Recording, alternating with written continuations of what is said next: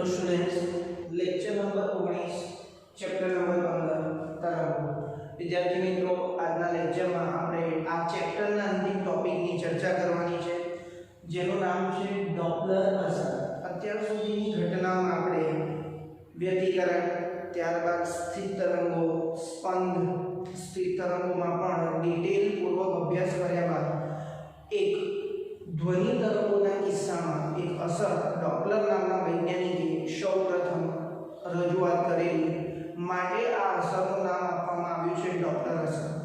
Topic અગાઉ કરતાં થોડો જુદો છે, આમાં સંવાદીકરણ એવો કોઈ કન્સેપ્ટ વાપરવાનો નથી, પણ બહુ અગત્યનો અને રસપ્રદ ટોપિક છે। ટોપિક ભણતા પહેલા તમને આ ટોપિકની સંપૂર્ણ માહિતી તમને ખબર છે, માત્ર સૂત્રોથી અજ્ઞાત છો તમે। કેવી રીતે એનું એક્ઝામ્પલ હું તમને સરળતાથી 2 મિનિટમાં સમજાવી દઈશ કે ડોપલર અસર કેવા શું માંગે છે। હું ફરી એક વખત બોલું છું કે થિયોરી સ્ટાર્ટ કરતા પહેલા એનું જે લોજિક છે એ સામાન્ય વ્યક્તિને પણ ખ્યાલ છે, પણ એ ઘટના ડોપલર અસર છે એ તમને ખબર નથી। હવે હું પોઈન્ટ પર આવું છું કે ડોપલર અસર એ વૈજ્ઞાનિકનું નામ હતું ડોપલર, એને આ અસર સૌપ્રથમ અનુભવી અને માટે આનું નામ આપ્યું છે ડોપલર અસર। વિદ્યાર્થી મિત્રો, 2 પ્રકારની ડોપલર અસર છે। અત્યારે આપણે આ ચેપ્ટરમાં માત્ર ધ્વનિ તરંગોનો અભ્યાસ કર્યો છે ડિટેલ પૂર્વક, એટલે આ ચેપ્ટરમાં ડોપલર અસરનો અભ્યાસ ધ્વનિ તરંગો પૂરતો સીમિત રાખીશું। નંબર 2, પ્રકાશના તરંગો પણ ડોપલર અસર અનુભવે છે, એટલે પૃથ્વીથી કોઈ તારો દૂર જાય છે કે પૃથ્વીની નજીક આવે છે એ લગતો અભ્યાસ એ પ્રકાશના તરંગોમાં, વિદ્યુત ચુંબકીય તરંગોમાં તમે ભવિષ્યમાં કરશો ધોરણ 12માં। હાલ આપણે ધ્વનિ તરંગોના કિસ્સામાં ડોપલર અસરને સમજીશું। આટલી વાત તમારા મગજમાં ક્લિયર થઈ જવી જોઈએ। હવે તમને એક પ્રેક્ટિકલ ઉદાહરણ હું તમને આપું છું, જે ખૂબ ધ્યાનપૂર્વક સમજશો, સાંભળશો તો સરળતાથી શું કામ ચાલવાનું છે એ તમને ઓટોમેટિક આવડશે। ચલો, અહીંયા ડોપલર અસર એ ધ્વનિ તરંગોના સંદર્ભમાં એક ચર્ચા કરવાની છે। ધ્વનિ તો ઉદ્ગમ કોઈ તો હશે ને। અત્યારે હું છું અને તમે બધા સાંભળનાર છો, હું ધ્વનિ ઉદ્ગમ છું, તમે બધા લિસનર છો। અંગ્રેજી શબ્દ પકડો, જે બોલે છે એને સોર્સ કહેવાય। ઉદ્ગમ ક્યાંથી છે, ધ્વનિ ક્યાંથી ઉત્પન્ન થાય છે, તો અત્યારે ટીચર બોલી રહ્યા છે એટલે હું થયો સોર્સ, તમે થયા લિસનર, તમે સાંભળી રહ્યા છો લિસનર। તો 2 ટર્મિનોલોજી આવી, જે ધ્વનિ ઉત્પન્ન કરે છે એ ધ્વનિ ઉદ્ગમ અને જે સાંભળી રહ્યા છે એ લિસનર। હવે તમે આ જ એક્ઝામ્પલ એવું સમજો, તમે ક્લાસમાં બેઠા છો અને ટીચર સ્ટેજ ઉપર ભણાવી રહ્યા છે માઈકમાં, તો જે તમને સ્પીકર વડે તમને જે અવાજ સંભળાય છે એ સર એક્ઝેક્ટ તમારી જોડે હોય તો જેટલી આવૃત્તિથી અવાજ ઉત્પન્ન થાય છે એટલી જ આવૃત્તિ વડે તમને અનુભવાય। પણ જો એ ધ્વનિ ઉદ્ગમ એટલે કે સ્પીકર તમારાથી દૂર જાય તો તમને અનુભવાતી આવૃત્તિ કેટલી હશે? જેટલી આવૃત્તિથી ધ્વનિ ઉદ્ગમ શરૂઆતમાં ધ્વનિ ઉત્પન્ન કરતું તો આવૃત્તિ એટલી જ છે, તો તમારાથી ધ્વનિ ઉદ્ગમ દૂર જશે તો લિસનર એટલે સાંભળનારને સંભળાતી અથવા અનુભવાતી આવૃત્તિ વધુ હશે કે ઓછી? વિચારી શકો, ઓછી હોય, કારણ કે ધ્વનિ ઉદ્ગમ તમારાથી દૂર છે। હવે ધ્વનિ ઉદ્ગમ તમારા તરફ આવે છે તો શું અનુભવ થાય? તમે સ્થિર છો, સાંભળનાર સ્થિર છે, લિસનર સ્થિર છે, પાટલી પર બેન્ચીસ પર બેઠેલો વ્યક્તિ છે, ટીચર આમ તેમ આંટા મારે છે, તો જે વ્યક્તિ તરફ એ જશે તો એને અનુભવાતી આવૃત્તિ વધુ લાગશે, વધુ તીક્ષ્ણ અવાજ સંભળાશે। બેરોનો તીક્ષ્ણ અવાજ હોય, હવે વધુ તીક્ષ્ણ અવાજ કોનો હોય તો એ તમને ઉદાહરણ આપી દીધો, જે બહેનો બોલે છે એમાં વધુ તીક્ષ્ણ અવાજનો અનુભવ થાય અને જે ભાઈઓ બોલે છે એ ઓછો તીક્ષ્ણ હોય। એટલે જો ધ્વનિ ઉદ્ગમ તમારા તરફ આવતું હોય તો તમને અનુભવાતી આવૃત્તિ વધુ તીક્ષ્ણ લાગે, અને જો ધ્વનિ ઉદ્ગમ તમારાથી દૂર જતું હોય તો તમને અનુભવાતી આવૃત્તિ ઓછી તીક્ષ્ણ લાગે। આવા દરેક કેસમાં બની શકે। એમ્બ્યુલન્સનો સાયરન, એમ્બ્યુલન્સ નજીક આવે છે વધુ તીક્ષ્ણ અવાજથી સંભળાય, દૂર જાય છે ઓછો તીક્ષ્ણ, એક્ઝેક્ટ જોડે હોય તો કમ્પ્લીટ જે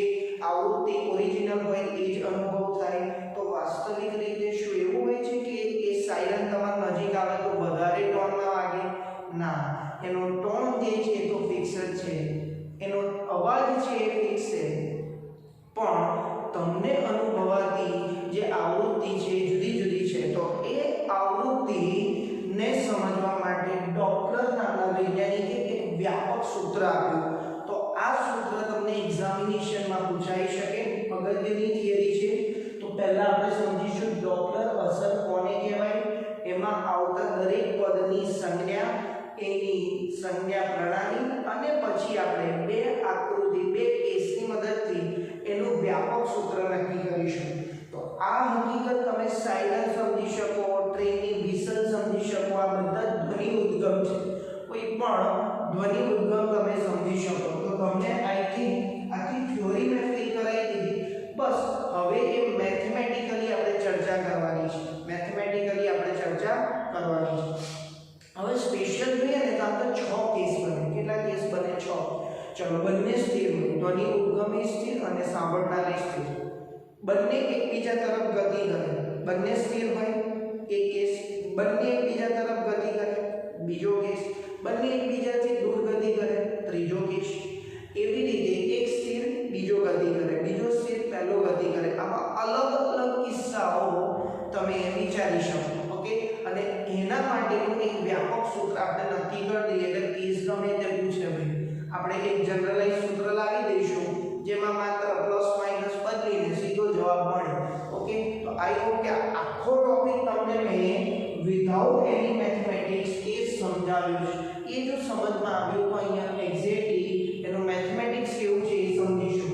તો પહેલા પહેલી વ્યાખ્યા સમજીએ. જ્યારે ધ્વનિ ઉદ્ગમ એટલે કે સાયરન કાં તો વિસર કાં તો જે વ્યક્તિ ધ્વનિ ઉત્પન્ન કરે છે એ, જ્યારે ધ્વનિ ઉદ્ગમ કે શ્રોતા એટલે સાંભળનાર કે બંને હવાના માધ્યમની સાપેક્ષે અને એકબીજાની સાપેક્ષે ગતિ કરે. સાપેક્ષ ગતિ તમે પ્રકરણ 3 અને 4 માં ભણી ગયા છો, એના સંદર્ભમાં વાત ચાલે છે. કાં તો ધ્વનિ ઉદ્ગમ કે શ્રોતા કે બંને હવાના માધ્યમની સાપેક્ષે કે એકબીજાની સાપેક્ષે ગતિ કરે. બંને ગતિ કરતા હોય, બંને એકબીજાથી દૂર જતા હોય, એક સ્થિર બીજો ગતિ કરતો હોય, બીજો સ્થિર પહેલો ગતિ કરતો હોય. આવા બધા કિસ્સા તમે વિચારી શકો. ત્યારે શ્રોતા દ્વારા અનુભવાતી આ ધ્વનિની આવૃત્તિ એ ઉદ્ગમ દ્વારા ઉત્સર્જાતી ધ્વનિની આવૃત્તિ કરતાં કેવી હોય? જુદી.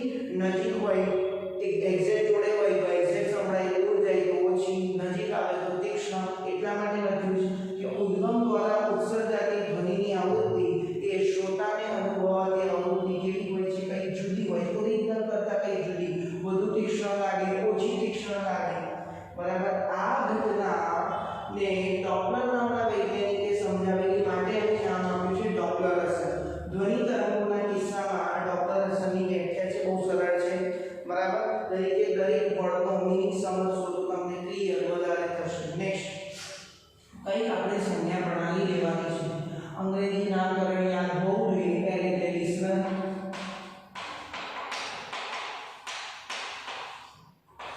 એસ એટલે સોર્સ, બરાબર. ધ્વનિ ઉદ્ગમ એને સોર્સ કહેવાય, લિસનર એટલે સાંભળનાર કહેવાય. ઓકે, તો શ્રોતાનો વેગ એટલે વીએલ, વી મોટો, એલ નાનો અને નીચ, દરેકમાં એની સંજ્ઞા પ્રણાલી આપી છે. ચલો, ધ્વનિ ઉદ્ગમનો વેગ એટલે વેલોસિટી ઓફ સોર્સ, આ વેલોસિટી ઓફ લિસનર થી આની સંજ્ઞા થઈ વીએસ. ધ્વનિનો વેગ વી છે, એને હંમેશા ધન લેવાનો છે. ધ્વનિનો વેગ હંમેશા ધન. કેમ?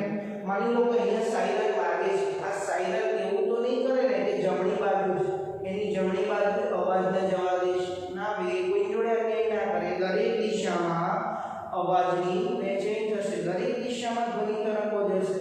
મતલબ એ થયો કે બધી દિશામાં જો ધ્વનિ તરંગો જતા હોય અને એનો વેગ v હોય, હવામાં ખબર છે તમને 340 મીટર પર સેકન્ડના ક્રમમાં આપણે લઈએ છીએ 340 મીટર પર સેકન્ડ. તો એ દરેક દિશામાં પ્રસરતો હોવાથી આપણે એને ધન લેવો હંમેશા. આગળ તેની એક સૂચના છે કે ધ્વનિનો વેગને આપણે કોના વડે રિપ્રેઝન્ટ કર્યું છે? v.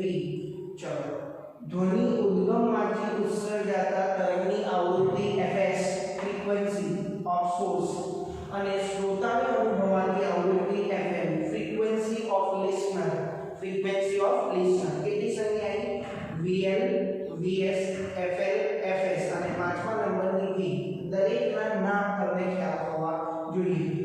આ એક માહિતી ઓલરેડી ડિસ્કસ કરી. ધ્વનિ બધી દિશામાં પ્રસરતો હોવાથી એને હંમેશા એના વેગને હંમેશા કેવો લેવો? ધન.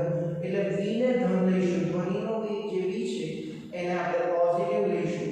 હવે આપણે એનું વ્યાપક સૂત્ર લાવવા માટે બે આકૃતિ બરાબર કોણ પર ધ્યાનમાં હશ રાખશો તો તમને ડાયાગ્રામ ક્લિયર થશે તો ઓટોમેટિક સૂત્રો બનાવતા આવડશે. પહેલો કેસ છે શ્રોતા ગતિમાં. તો શ્રોતાને આપણે ઉદ્ગમ તરફ ગતિમાં લીધો. ચલો ઉદ્ગમ કેવો છે? સ્થિર. ઉદ્ગમ સ્થિર. તો બોલો ઉદ્ગમની વેગ કેટલો છે? vs. vs કેટલો થઈ ગયો? 0. કારણ કે આ જે ઉદ્ગમ છે સાયલન્ટ છે સ્થિર છે, એમ્બ્યુલન્સ અહીંયા ઊભી છે તો એની ઝડપ કેટલી અથવા એનો વેગ કેટલો? 0. પણ જે લિસનર છે જે શ્રોતા છે ગતિમાં છે, કોની તરફ છે? તમને એરો બતાવે એ તમને આઈડિયા આપશે. કોની તરફ છે? ઉદ્ગમ તરફ. ઓકે, હવે એકદમ ધ્યાનથી જુઓ. આ L એટલે શ્રોતા, લિસનર, S એટલે સોર્સ. આ સ્થિર છે પણ એણે ધ્વનિ ઉત્પન્ન કર્યો તો બંને બાજુ આમ જોઈએ તો આ બંને બાજુ શું થશે? એ ધ્વનિ તરંગો ગતિ કરશે. ચલો હવામાં ધ્વનિનો વેગ કેટલો છે? v જેટલો. એટલે બંને બાજુ તરંગો બતાવ્યા અને એ કેટલી ઝડપથી ગતિ કરે છે? v જેટલી. હવે સમજો આ v જેટલી ગતિ કરતો તરંગ, ધ્વનિ તરંગ એ vl તરફ જાય છે તો ધ્વનિનો વેગ શ્રોતાની સાપેક્ષે કેટલો? સમજીએ. આ ધ્વનિનો વેગ શ્રોતાની સાપેક્ષે કેટલો થાય? ધ્વનિનો શ્રોતાની સાપેક્ષે તમને ખબર છે કોનો વેગ છે? ધ્વનિનો. કોની સાપેક્ષે? શ્રોતાની. ચલો ધ્વનિનો વેગ આમ આવે છે અને શ્રોતા આમ આવે છે, બંને વિરુદ્ધ છે. યસ ઓર નો? તો ધ્વનિનો વેગ શ્રોતાની સાપેક્ષે એટલે v અને vn. આવું લખાય v અને vn. ધ્વનિનો વેગ છે શ્રોતાની સાપેક્ષે. તો ધોરણ 11 નું ચેપ્ટર નંબર 3 તમને ખ્યાલ છે v એ એનો વેગ b ની સાપેક્ષે અથવા એનો b ની સાપેક્ષે વેગ કોનો વેગ? એનો. va vb લખાય, va લખાય, vb લખાવો. ધ્વનિનો વેગ શું છે? v. શ્રોતાનો વેગ કેટલો છે? vn અને વચ્ચે માઈનસ. પણ ધ્યાનથી જુઓ બંને એકબીજાની વિરુદ્ધ હોવાથી આપણે vn ને કેટલા લઈશું? ઋણ. તો આ કિસ્સામાં તમને શું મળશે? બંને એકબીજાની વિરુદ્ધ છે તો v કેટલો લીધો? vl કેટલો લીધો? -vn. કેમ? v અને vl ઓપોઝિટ છે, એકબીજાની વિરુદ્ધ છે તો અહીંયા શું આવશે? v + vn. that is equal to v + vn. પણ ધ્વનિનો શ્રોતાની સાપેક્ષે વેગ, આ ધ્વનિનો શ્રોતાની સાપેક્ષે વેગ કેટલો? v + vn. ડાયરેક્ટ પણ સમજી શકો બે ઓપોઝિટ હોય તો સરવાળો થાય સાપેક્ષ વેગમાં v + vn. હવે fl લખો. fl નું નામ મેં ઇન્ટ્રોડ્યુસ કરી દીધું છે. શ્રોતાને અનુભવાતી આવૃત્તિ. શ્રોતાને અનુભવાતી આવૃત્તિ કેટલી હશે? ચલો f એટલે શું?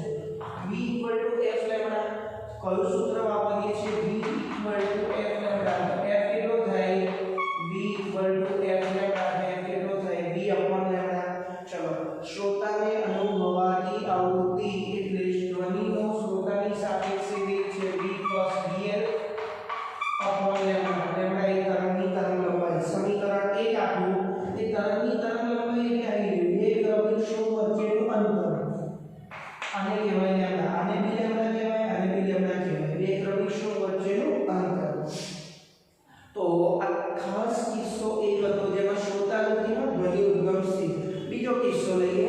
ચલો ધ્યાનથી. આમાં એક સમીકરણ આપણે લઈ દીધું જેમાં સાપેક્ષ વેગનો ઉપયોગ કર્યો અને બીજું કે ધ્વનિની ઝડપનું સૂત્ર વાપર્યું v = f lambda. f = v / lambda. જ્યાં v એ v + vl છે અને લેમ્બડા એ તરંગની તરંગ લંબાઈ છે. હવે બંને ગતિમાં ઉદ્ગમ પણ ગતિમાં અને શ્રોતા પણ ગતિમાં. ચલો જોજો હા ધ્યાનથી. ચલો ભાઈ આ લિસનર આકૃતિ બરાબર ધ્યાન રાખજો. આકૃતિ ક્લિયર થઈ તો જ તમને આગળનું સોલ્યુશન આવડશે.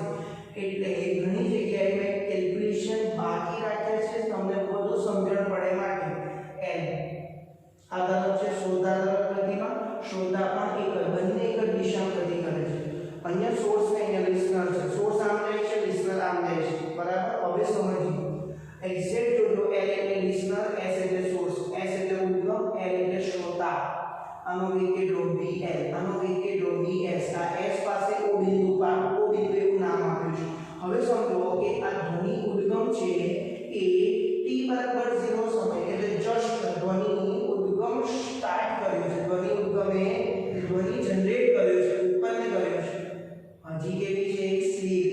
બરાબર 0 સમયે ઉત્પન્ન થયેલ તરંગ અહીંયા પહોંચી ગઈ. સાયરન જેવી વાગવાની શરૂઆત થઈ, ભલે એક ક્ષણે એ એમ્બ્યુલન્સ સ્થિર છે પણ એનું તરંગ કંઈક અંતર કાપી લીધું અને માટે નામ આપ્યું t બરાબર 0 સમયે ઉત્પન્ન થયેલ તરંગ. હવે એ s એ આ s ગતિ કરતો s પર આવી ગયો, ઉદ્દેશ બિંદુએ આવ્યો. ઉદ્ગમ છે આ સાયરન છે, તો આ સાયરન છે ને એમ્બ્યુલન્સ આગળ ગઈ તો એ ઉદ્દેશ પર આવી.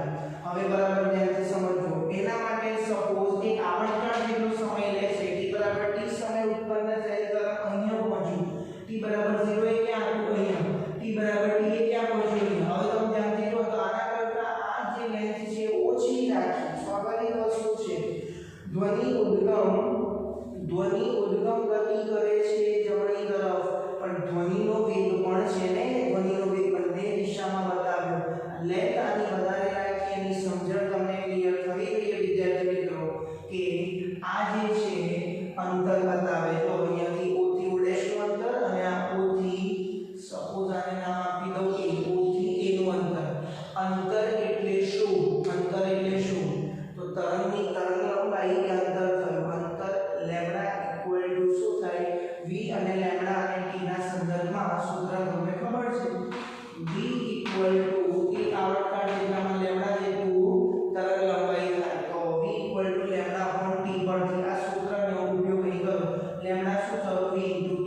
ચલો અહીંયા જોઈએ. તો અહીંયા હું લખીશ કે t જેટલા સમયમાં કેટલી ઝડપથી ધ્વનિ ઉદ્ગમ જાય છે? vs. તો vs ઇન્ટુ t થયું. અંતર. ચલો અહીંયા શું લખીશું? અંતર બરાબર. ચલો અહીંયાથી v જેટલી ઝડપથી t જેટલા સમયમાં તરંગે કાપેલું અંતર vt. હવે જો t બરાબર 0 સમય ઉત્પન્ન થયેલ તરંગ, t બરાબર t સમય. તો તમને ખબર છે આને શું કહેવાય? તરંગની તરંગ લંબાઈ લેમ્ડા. તો લેમ્ડા બરાબર શું થયું? આ સમીકરણ આના માટે ઉપયોગમાં લીધેલું એ ક્લિયર થઈ ગયું છે. અંતર બરાબર ઝડપ ગુણ્યા સમય. આવર્તકાળ જેટલો સમય લઈએ તો તરંગની તરંગ લંબાઈ અંતર થયું. તો vt અને આ vst. તો આકૃતિ પરથી શું લખાય? Lambda equal to vt plus vs into t. ખાસ આ આકૃતિ ધ્યાનમાં લેવાની છે. ઓકે, અહીંયા જ્યારે o પર હતો ત્યારે a નું ધ્વનિનો વેગ એ બિંદુ પાસે આવી ગયો, જ્યારે o ડેશ પર છે જસ્ટ એ શરૂઆત કરે છે. બરાબર. તો લેમ્ડા કેટલો થયો? બંનેનો સરવાળો vt plus vs into t. ચલો lambda equal to t common v plus vs into t. આ t કોમન જ્યાં t એ આવર્તકાળી આવૃત્તિનો વ્યસ્ત. કોની આવૃત્તિ? ધ્વનિ ઉદ્ગમની આવૃત્તિનો વ્યસ્ત છે. હોવાથી lambda equal t equal to 1 on fs મૂકીએ તો લેમ્ડા કેટલો થયો? v plus vs into 1 on fs. સમીકરણ નંબર 2. આમાં સમીકરણ 1 માં fn સૂત્રનો કર્તા બનાવ્યો છે, તો અહીંયા આપણે કોને સૂત્રનો કર્તા બનાવીશું? fs. તો fs નું સૂત્રનો કર્તા બનાવો તો fs અહીંયા જાય અને લેમ્ડા અહીંયા આવશે. v plus vs upon lambda. 1 અને 2 નો ગુણોત્તર 1/2 લેતા. ચલો 1/2 લઈએ તો fl upon fs is equal to v plus vl upon f plus v plus vl upon v plus vs. તો આ તમને ડોપલર અસરનું વ્યાપક સૂત્ર થયું. fl upon fs equal to v plus vl upon v minus vs. v plus vs. વ્યાપક સૂત્ર most important છે, તમારે યાદ રાખવાનું છે. આને કહેવાય સમીકરણ નંબર 3. સમીકરણ 3 એ વ્યાપક સૂત્ર છે. ડોપલર અસર માટેનું વ્યાપક સૂત્ર. અને કોઈ પણ દાખલો પૂછે ડોપલર અસરનો તો તમારે આ સૂત્રમાં અનુરૂપ vl vs ની કિંમતો પ્લસ છે કે માઈનસ એ લેવાની. આ વ્યાપક સૂત્ર છે. તમારી નોટબુકમાં તમે આવું સૂત્ર લખી શકો. fl upon fs equal to v plus or minus vl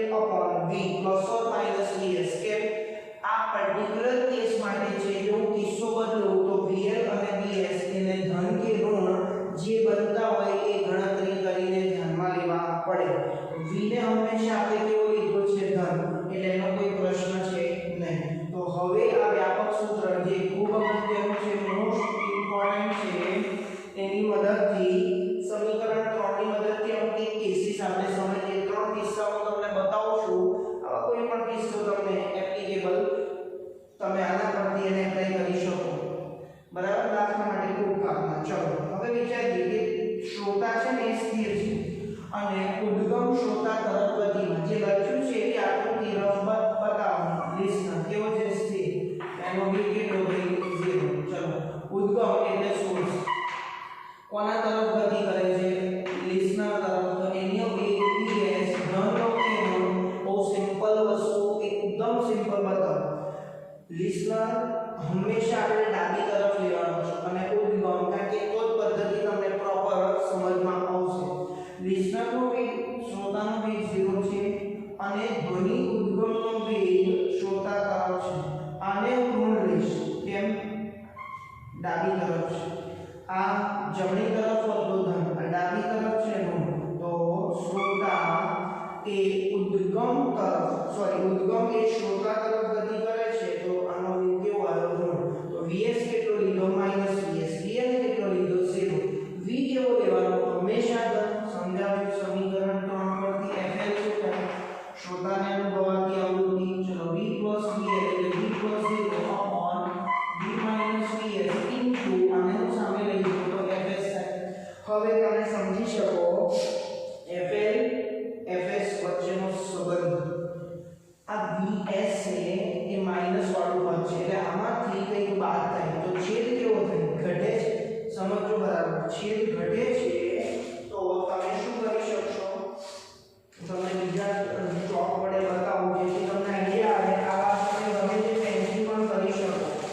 ચલો છેદ અહીંયા ઘટે છે, આખો છેદ ઘટે છે તો આ શું થશે? વધશે. ફીલ કરો. મેં શરૂઆતમાં તમને વિધાઉટ મેથેમેટિક્સ બતાવેલું આ વસ્તુને ફીલ કરો. હું અહીંયા સ્થિર છું, એમ્બ્યુલન્સનો સાયરન મારી તરફ ગતિ કરે છે તો ધીમે ધીમે એ નજીક આવશે તો મને વધુ તીક્ષ્ણ અવાજ સંભળાશે. મતલબ શ્રોતાને અનુભવાતી આવૃત્તિ કેવી હશે? વધારે.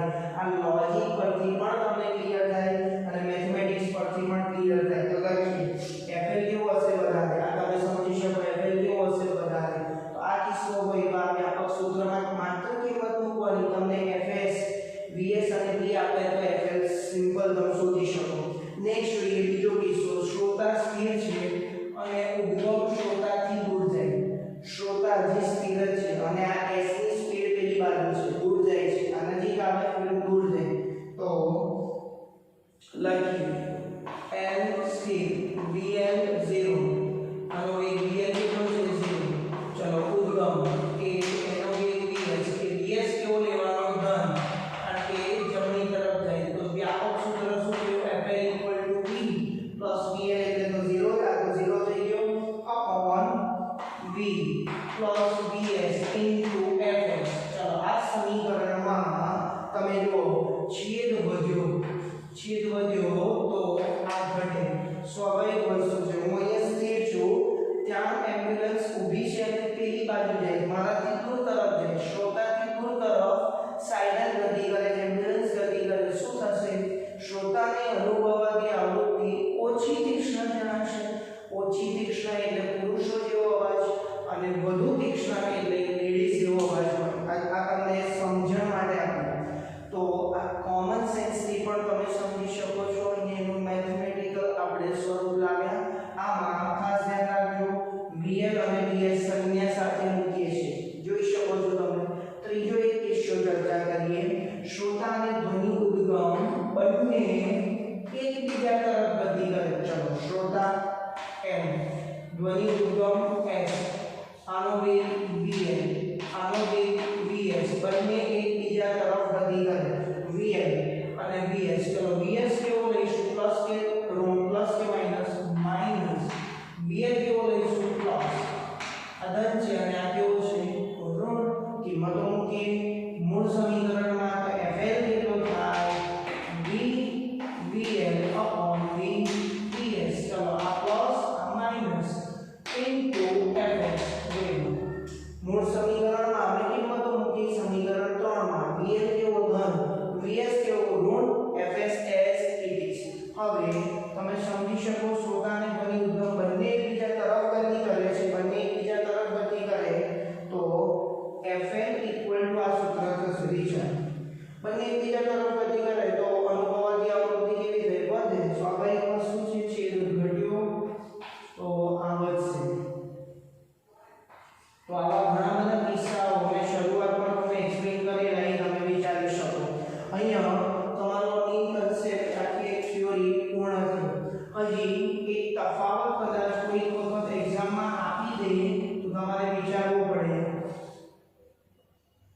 પવનની ઝડપ અથવા પવનનો વેગ વેલોસિટી ઓફ વાઇન્ડ તરીકે લઈએ. પવન અત્યારે નથી એ પરિસ્થિતિમાં આખી થિયરી આપણે સમજાવી છે સ્પેશિયલ કેસીસ. પણ જો પવન ફૂંકાતો હોય તો આ જે અસર છે એમાં કઈ ચેન્જીસ આવે એ વખતે v ન લખાય, v plus or minus vw લખાય. ઓકે, પવનની ઝડપ vw હોય તો વેલોસિટી ઓફ વાઇન્ડ પવનની ઝડપ vw હોય તો જનરલાઇઝ સૂત્રમાં સમીકરણ નંબર 3 માં બે કિસ્સા બને. સમીકરણ 3 માં બે કિસ્સા બને. ચલો fl ઇક્વલ ટુ આપણે બીજી બધી સંજ્ઞા લખી દઈએ.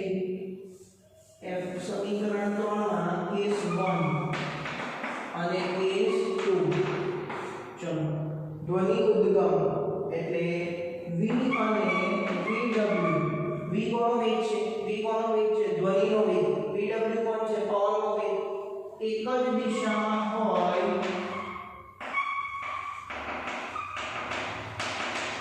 તો અને v અને vw વિરુદ્ધ દિશામાં હોય તો. ફરી એકવાર સમજી લો. પવનની ઝડપને ઇન્ક્લુડ કરીએ. અત્યાર સુધી પવન નથી ફૂંકાતો, નોર્મલ એટમોસ્ફિયર છે, નોર્મલ વાતાવરણ છે એવું સમજીને આપણે આખી થિયરી ડિસ્કસ કરી. જો તમને રકમમાં ઉલ્લેખ કરે કે પવન આ દિશામાં આટલી ઝડપથી ગતિ કરે તો આ સૂત્રમાં અનુરૂપ ફેરફાર કેવી રીતે થાય એના પણ બે પાર્ટ પાડે.